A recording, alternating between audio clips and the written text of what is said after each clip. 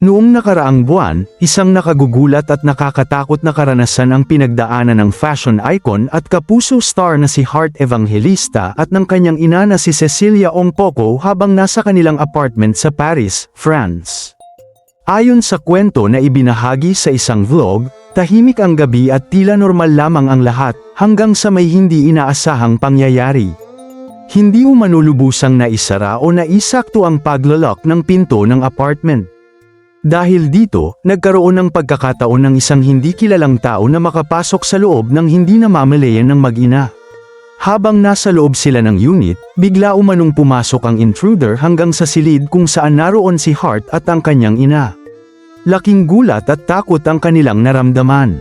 Halos magpanik na si Cecilia, ngunit sa gitna ng tensyon, nanatiling kalmado si Heart. Agad niyang hinawakan at pinisil ang kamay ng kanyang ina, parang isang tahimik na pakiusap na huwag mag-ingay o magpakita ng reaksyon upang hindi lalong lumala ang sitwasyon. Sa mga sandaling yun, ang katahimikan at presensya ng isip ang naging sandata ni Heart. Pilit niyang pinakalma ang ina habang nananatiling alerto sa galaw ng taong nasa loob ng kanilang tahanan. Hindi nagtagal, biglang tumunog ang alarm system ng apartment.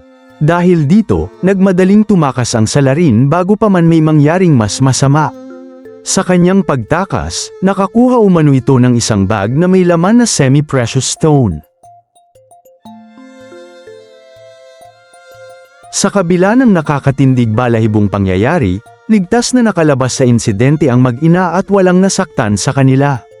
Gayunman, hindi may kakaila ang trauma at takot na dulot ng karanasang yun, lalo pat nangyari ito sa isang lugar na dapat sana ay kanilang pahingahan at kanlungan sa ibang bansa.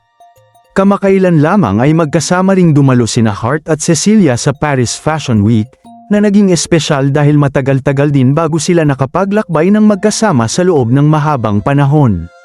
Sa kabila ng nangyari, ipinakita ng aktres ang kanyang katatagan, hindi lamang bilang isang public figure kundi bilang isang anak na handang protektahan ang kanyang ina sa oras ng panganib.